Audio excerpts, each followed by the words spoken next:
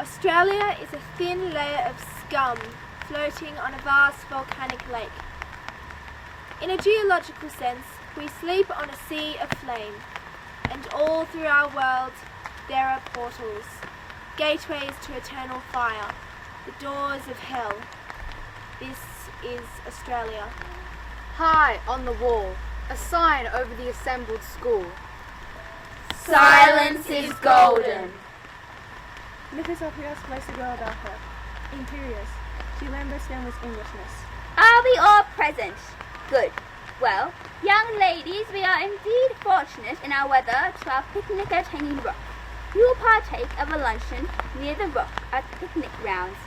May I remind you that the rock itself is extremely dangerous, and you are therefore forbidden to engage in any tomboy foolishness in the matter of exploration, even on the lower slopes.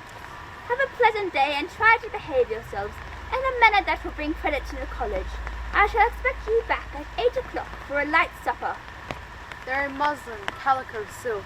Their skin is not made for this sun. Miranda asks the driver, Mr. Hussey, do you know that today's St. Valentine's Day? Mr. Hussey knows nothing of saints, but Miranda is 17. She magnetizes air. He asks, what's the particular job of that? Irma says, he's the patron of Saint Lovers. Irma Leopold. Mamma is a Rothschild.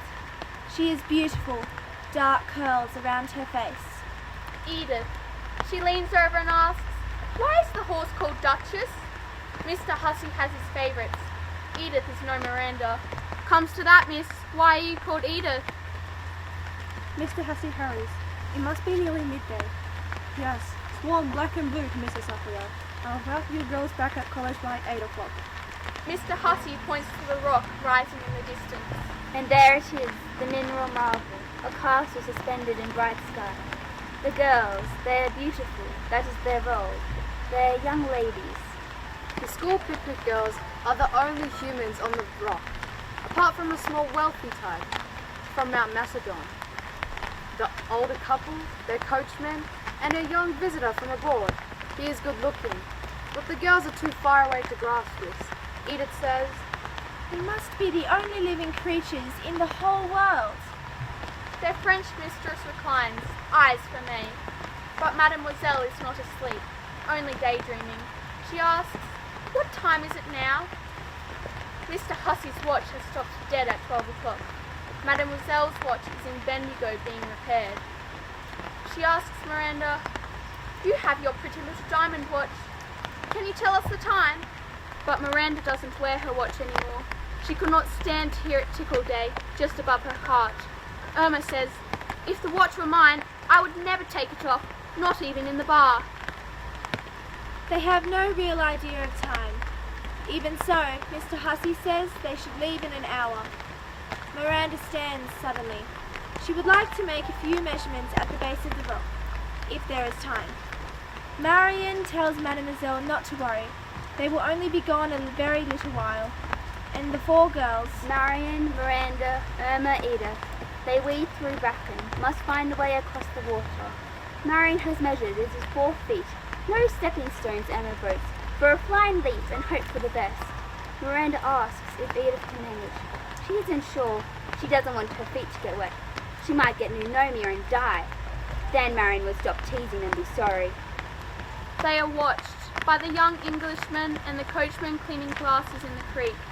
The girls pretend they are not being watched. They are always being watched. They watch each other. They practice for a life of being watched. There are male eyes. The young Englishman's eyes are wide.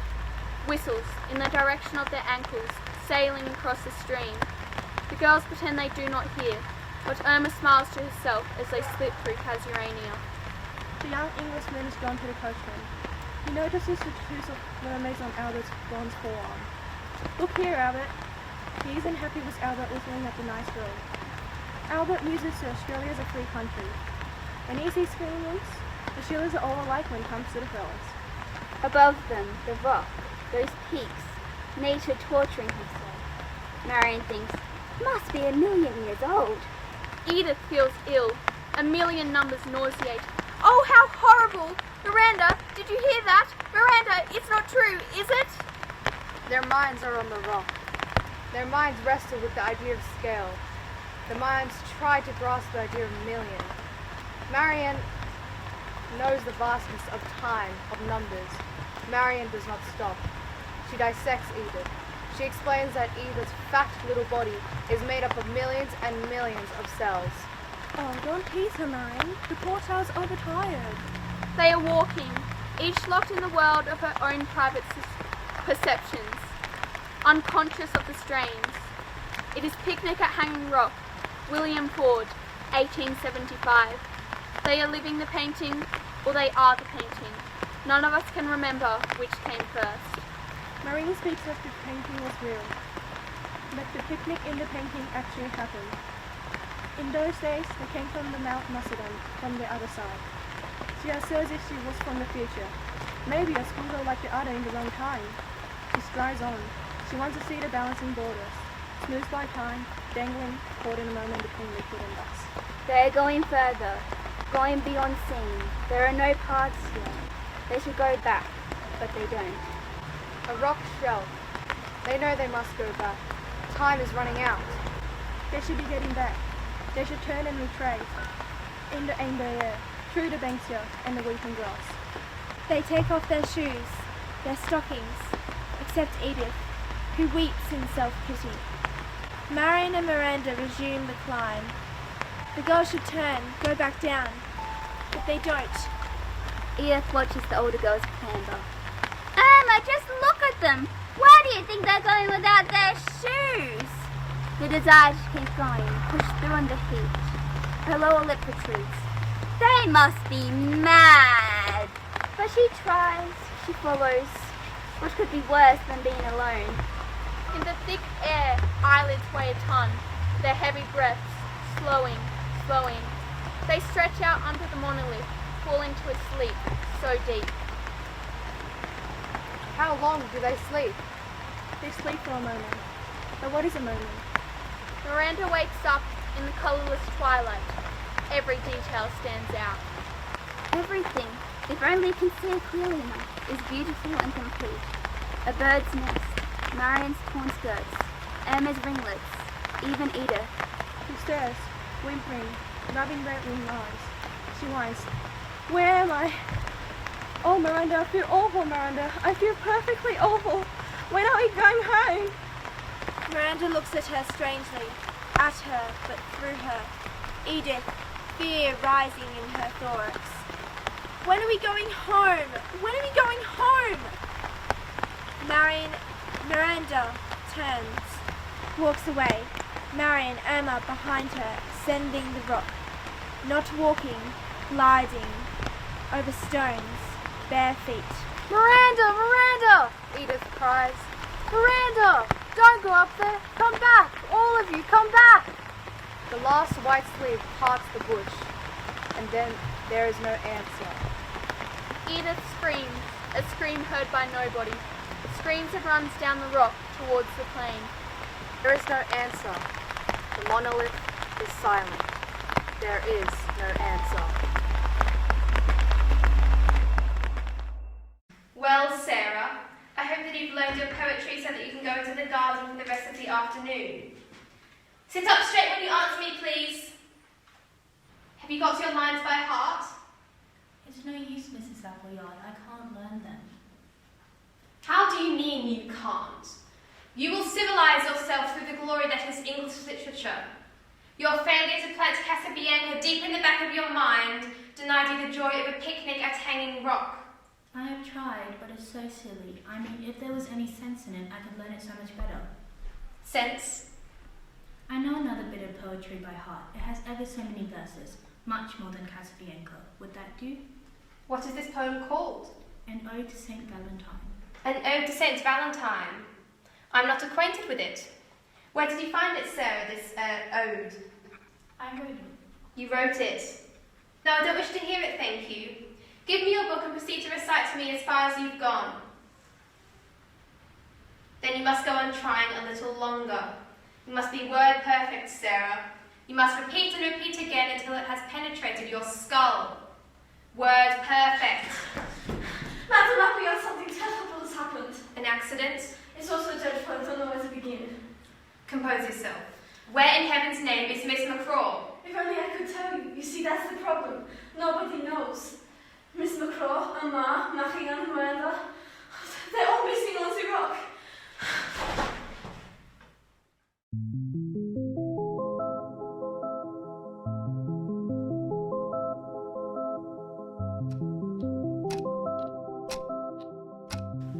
Mr. Fitzhubert, when you saw the girls crossing the creek, did you recognise any of them?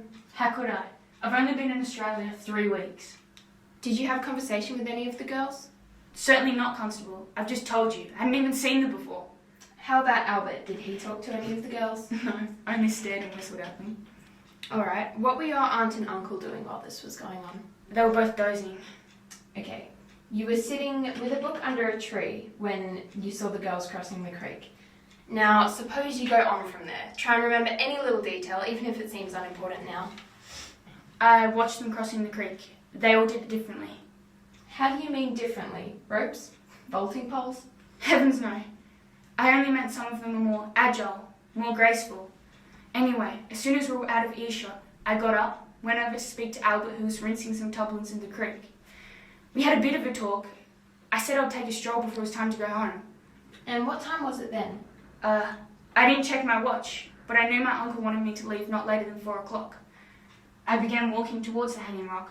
By the time it began to go uphill, there was some bracken fern and bushes, and the girls were already out of sight. I remember thinking it looked pretty thick for girls to tackle in light summer dresses. I expected to see them coming down any minute. Albert called out. I went back down to the pool immediately, mounted the Arab pony, and rode home most of the way behind my uncle's wagonette. I can't think of anything else. Will that do? Nicely, thank you, Mr. Fitzhubert. Only one more thing I'd like to check up on before we get this all written down. You mentioned seeing 3 girls crossing the creek, is that correct? You're right, of course. There were 4 girls. So what made you forget there were 4 of them, do you think? I forgot the little fat one, I suppose. So you looked pretty closely at the other 3? No, I didn't. And I suppose you would have remembered if there was an elderly lady with them? Of course I would. There was no one else. Only the 4 girls. How many girls did you see crossing the creek? 4. What did you do after Mr. Fitzhubert started walking towards the rock? The Colonel wakes up and starts hollering it's time to go. I goes after Mr. Michael and blow me if he isn't sitting down on a log. And the Sheila's out of sight. How far from the pool would this log be? Look, you know as well as I do. I showed you in person last Sunday. Right, go on. Anyways, Michael gets on that Arab what his uncle lets him have and rides home to Lakeview. No more questions? Then I'll be off. Ta-ta. Actually, there is one more. When Mr. Fitzhubert mounted his pony, you say he rode home to Lakeview with the wagonette. Did you actually see him all the way? I don't have eyes in the back of me bloody head. Mrs. Appleyard, tell me about Miss McCraw. A woman of the highest propriety, completely immersed in her mathematics. She is up to date with all the latest. Might she have had private arrangements to meet with friends outside the school gates? Definitely no. I've employed her for some years. To my knowledge, she has not a single friend or acquaintance on this side of the world. Odd. No, it is not, actually. Mrs. Appleyard, I have to consider the possibility that the girls will end up in a bordello in Little Lunsdale Street. Or worse. And what could be worse, may I ask, than that? Worse? Being raped by a drunken seaman? Worse? Lying supine under the influence of some narcotic. If that's what you have in mind. I did not have it in mind. I have nothing in mind. No, nobody has anything in mind.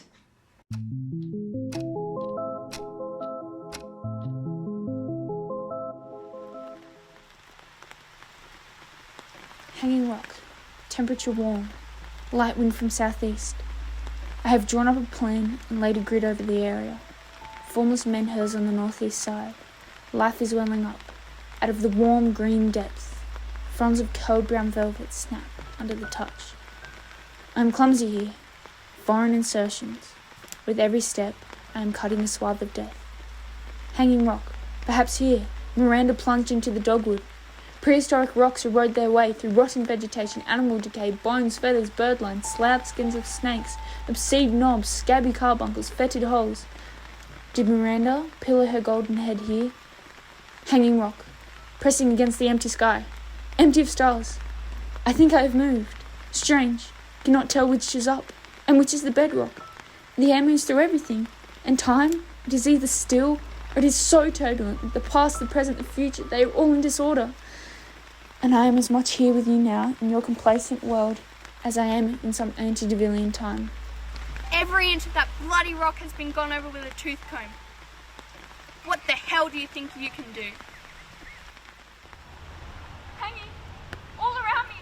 Yes, definitely heard it twice. Corner of my eye. Who is there? I can hear you. I can almost see you. I know you're there.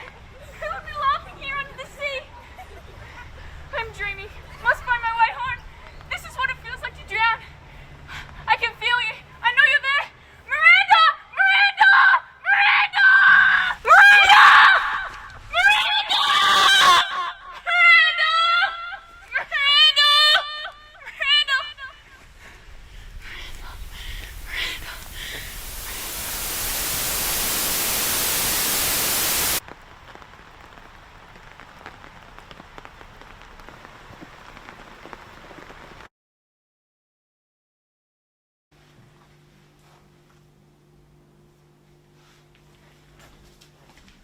What's going on in there, Mike?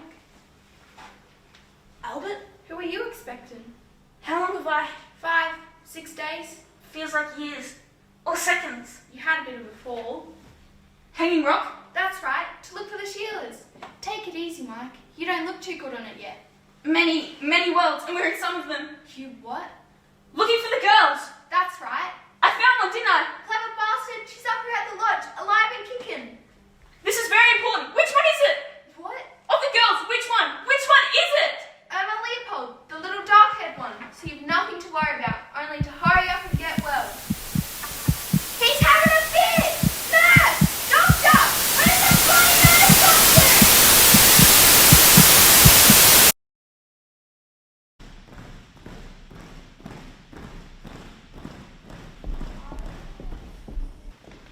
Emma! Welcome back. I hear you are completely restored to health. Yes, Mrs. Appleyard. I'm perfectly well now. And you still recollect nothing of your experiences at Hanging Rock. Nothing. The doctor says I'm like a clock that, under unusual circumstances, stops and refuses to go any further. Unfortunate, very, for everyone concerned. You need hardly tell me that, Mrs. Appleyard. I understand you are leaving for Sorrento shortly. Yes, in a few days, I hope. My parents think it is a good idea for me to get out of Australia. I see. To be frank with you, Emma, I regret that your parents didn't see fit for you to complete your education at Appleyard College before embarking on a purely social life abroad. I'm 17, Mrs. Appleyard, old enough to learn something of the world. If I may say so, now that you are no longer under my care, you would only feel lack of application. A girl with your expectations have even basic spelling. Spelling. Would spelling have saved me on the day of the picnic? Anything I learned of the slightest importance, I learned from Miranda.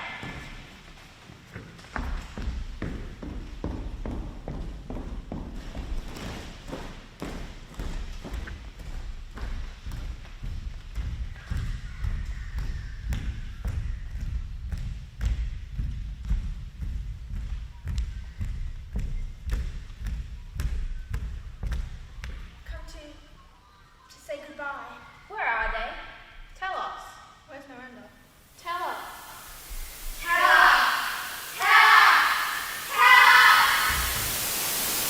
Sarah, I don't know what you presume to achieve by your resistance. You cannot change matters by your own will, you foolish child. You must not speak like an infant. You are a young lady of 13, are you not? You must grow up. This is just like the orphanage. Ah, the orphanage, your missing brother. You tried to run away. The matron shaved your head, you bit her on the arm. They what? The wood box. Couldn't move from the frost on the soles of your feet. You are a liar, Sarah. With you, nothing is to be trusted. You are quite determined to decline your supper? You will not eat? No, never. Not if I was starving. There is no point. Your stupid school, no point. None of this has anything to do with the real world. I can't help it, Miranda. I can't help it, Miranda. I can't help it, Miranda. Will you wake up to yourself, you moronic, imbecilic child? Wake up! that pale cranium, you immature adolescent? When will you grow up? When will you grow up? When will you grow up? The gardener is knocking. There was an offensive smell coming from the hydrangeas. One of the plants, right on the tower, crushed, lost its blue flower. Possums, blasted things. Maybe a fox. Something white, pellucid in the soil. Something had once been a girl, soaked in blood, one leg wedged under a tangled body. One leg wedged in the fork of hydrangea. Feet bare, head crushed beyond recognition. Even if he hadn't looked at it closely, he knew who it was. No other girl was so emaciated. He scrambled to the path, was violently sick. The invisible corpse. People had been walking past her for how long? How long? How long? The gardener is knocking. I am not answering. The gardener is knocking. I will not answer. He just goes in. What is the meaning of this intrusion? He cannot speak. Her eyes are ice. I have found one of the body of one of the young ladies in the hydrangeas. She doesn't speak. A silence of immeasurable duration. Say that again. Slowly. I have found the body of one of the young ladies in the hydrangeas. Who is it? It is Sarah. Are you quite sure the child is dead? Yes, quite sure. He does not tell her the face was eaten away. Eye sockets stared as if able to see though the living and the dead, hair caked to the skull. Mrs. Appleyard does not move. A smothered scream, more like a wild animal than a human being. The gardener does not forget this sound to the day in 1928 when he dies, at the age of 95. Take me to the police station. She gasps. For God's sake, hurry! If you see anyone, don't open your mouth. He drives her to Woodend as fast as the pony will let them. Neither of them speak a word. But to the police station they do not go. At the crossroads, she shouts, Turn here! Take the Hanging Rock Road! After a few miles to break that horrible tension, he remarks, It is a nice, sunny day. I had not noticed. Silence. He casts away glasses. The old girl looks a fright, looks a horror. A creature from a fable, from a horrible story. Skin grey. Her eyes colors of fear. And emptiness. Yes, emptiness. She has been eaten from inside and from without. Silence until they came to the bend in the rock, where Hanging Rock emerges. From the trees in the distance, he points out to her, this rock has made a lot of trouble for a lot of people since the day of the picnic. She leans across the driver, shakes her fist at the massive amount of indifferent rock. A woman who has brought culture to the wild, and not even made a scratch on the stone. Stop here! She orders. She cannot mean here. Yes, here, and you need not wait. She dismisses him. There'll be plenty of questions for you to answer later. You should drive straight home. he is a creature trained to obey orders.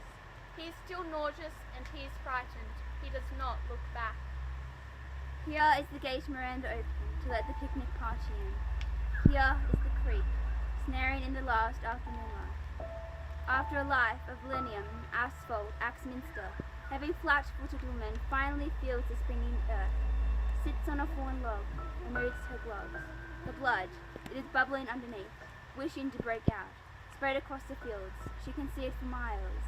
It is as if no human being has ever come here. For the first time it dawns on her what it means to climb this rock, as the lost girls so long, long ago had climbed into.